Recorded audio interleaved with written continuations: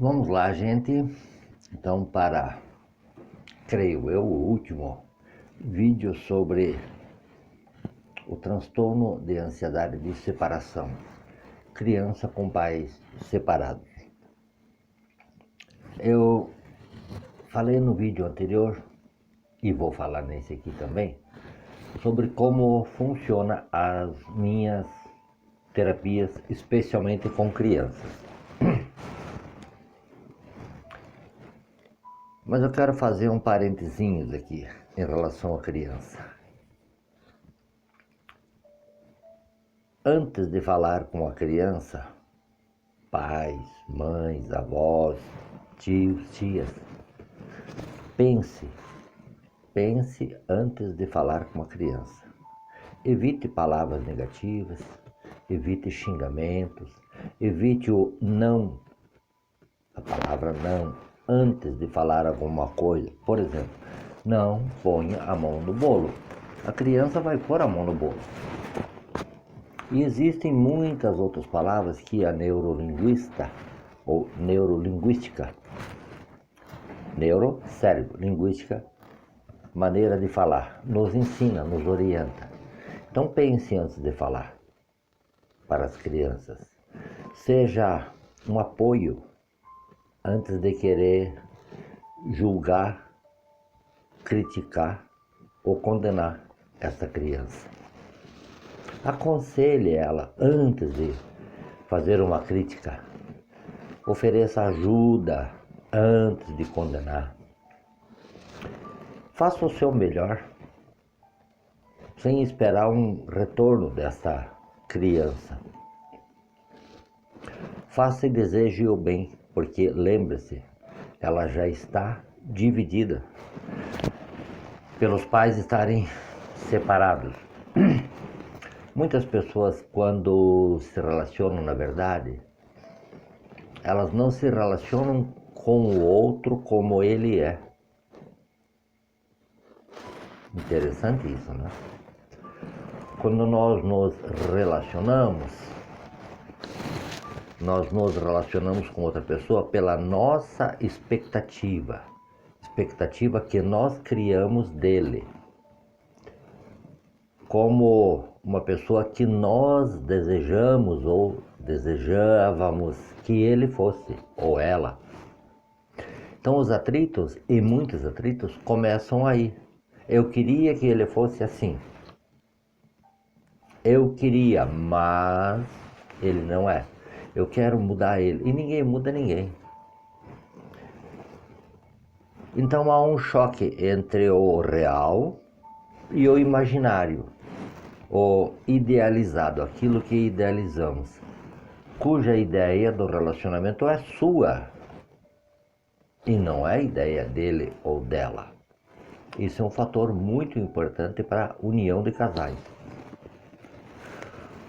Outro assunto é que algumas vezes nós nos acostumamos tanto a reclamar, que ao invés de auxiliar esta criança, nós viramos reclamões. E o que é reclamar? Reclamar é clamar duas vezes. E isso vai enchendo o cérebro dessa criança com sentimento de sofrimento, com sentimento de insatisfação, com sentimento de que eu não faço nada certo, com sentimento de angústia, simplesmente para ter motivos e justificativas das nossas reclamações. Então vamos pensar muito antes de reclamar perto de uma criança. Na verdade, evitar reclamação. E me fizeram outra pergunta agora há pouco também, escrita. O que é que o transtorno da ansiedade causa no sistema nervoso nosso e da criança? Então, gente, resumindo, a ansiedade basicamente é uma resposta do corpo vinda do sistema nervoso autômato, aquele sistema em que não há um discernimento entre o real e o imaginário. E ele age independente no nosso pensamento racional, como se fosse um reflexo, porque nós aprendemos assim durante a nossa vida. Então ele tem a porção do nosso cérebro que a gente chama simpático e a diferencial ao parasimpático. Mas é palavras muito profundas e eu quero falar em termos populares. E isso tem a ver uma reação e resposta do nosso cérebro ou do nosso corpo em relação ao estresse, preparando o corpo, especialmente o corpo, para fugir ou para lutar em uma situação de perigo. Porém, o ser humano criou outras sensações, que é a sensação de paralisia, a sensação de estátua. Você não vê um cachorro ficar paralítico? Sensação de estátua. Ou ele luta, ou ele foge. Um animal é assim. Mas o ser humano criou essa outra sensação, essas outras duas sensações. Então, por que a ansiedade causa medo? Então, a ansiedade é esse sentimento vago e desagradável que nós temos no medo. Aprendemos desde criança, apreensão, característica, desconforto, etc. E esse impacto da ansiedade, então, afeta o nosso cérebro. É uma combinação assustadora. Ele produz muito mais cortisol, noradrenalina e a própria adrenalina negativa.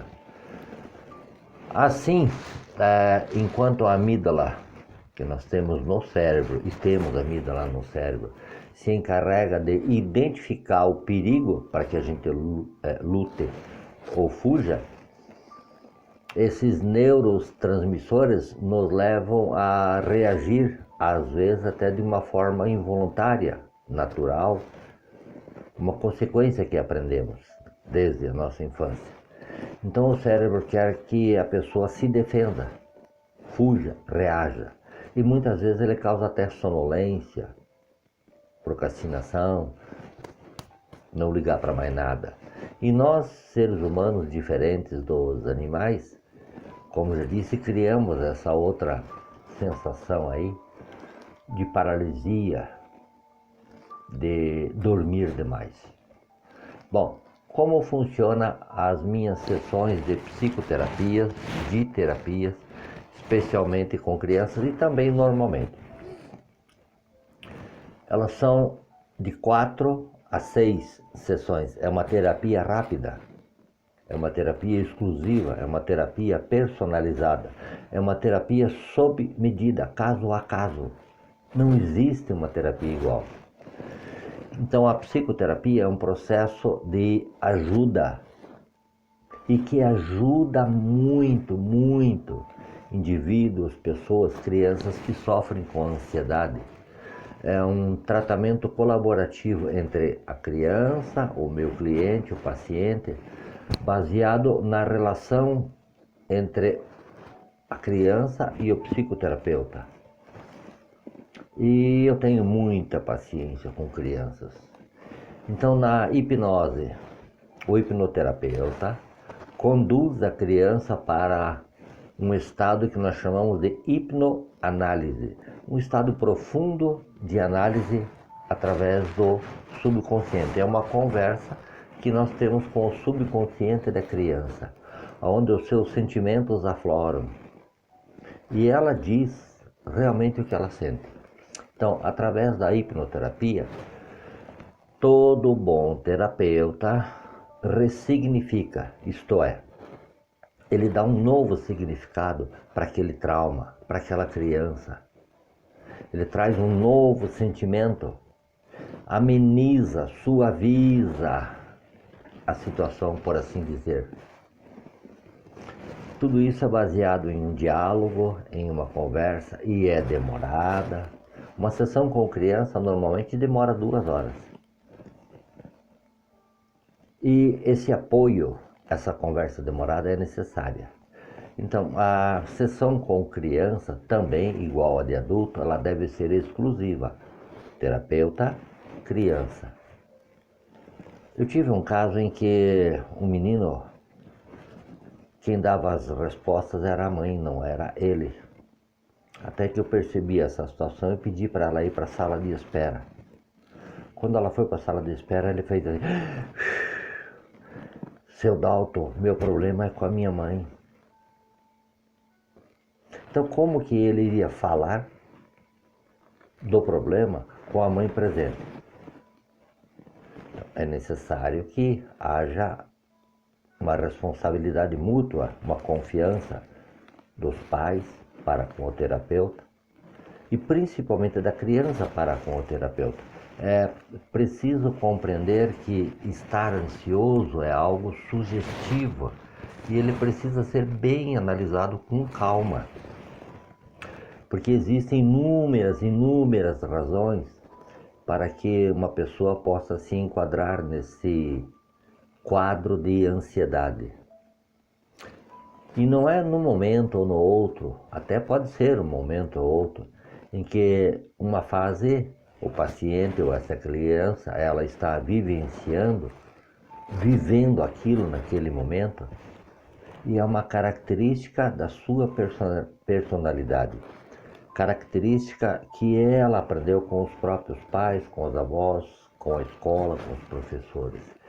Então, é necessário ter uma abordagem paciente, calma, tranquila e trabalhar isso suavemente na psicoterapia. Todo o encontro com crianças, especialmente, ele é demorado. Então, no primeiro encontro, o que ela sente, o que ela vê, o que ela ouve, o que ela percebe. No segundo encontro, qual a relação dela com a escola, a relação dela talvez com o trabalho. No terceiro encontro, o que ela deseja de futuro, como ela vê o futuro, a ressignificação sobre a separação dos pais. No quarto encontro, a solidificação. Colocar tijolinho sobre tijolinho, ela passar a compreender que os pais não convivem mais, mas ela é a pessoa mais importante para os pais. E talvez ainda haja necessidade de um encontro com os pais. Talvez junto, talvez separado. Uma terapia familiar, a gente chama de constelação familiar. Então, basicamente, a minha terapia, ela funciona de 4 a 6 sessões. Difícil, mais que isso. E normalmente eu costumo fazer ela presencial. E eu até já fiz ela online, até fora do país. Fica aqui o meu agradecimento por ter ouvido todos esses vídeos. Peço o seu compartilhamento, peço o seu like. Se inscreva no canal, ative o sininho, você vai receber novos vídeos. E nos outros vídeos eu vou começar a tratar de outros tipos de ansiedade. Meu muito obrigado por ter pacientemente ouvido esses vídeos aí. Reveja eles, ouça sem as imagens, pegue uma caneta, escreva, anote o que você aprendeu, coloque em prática. Essa é a minha missão, ajudar pessoas, especialmente crianças. E é evidente, é o meu trabalho também. E me sinto muito gratificante por ter aprendido isso agora. Muito obrigado, até o próximo vídeo.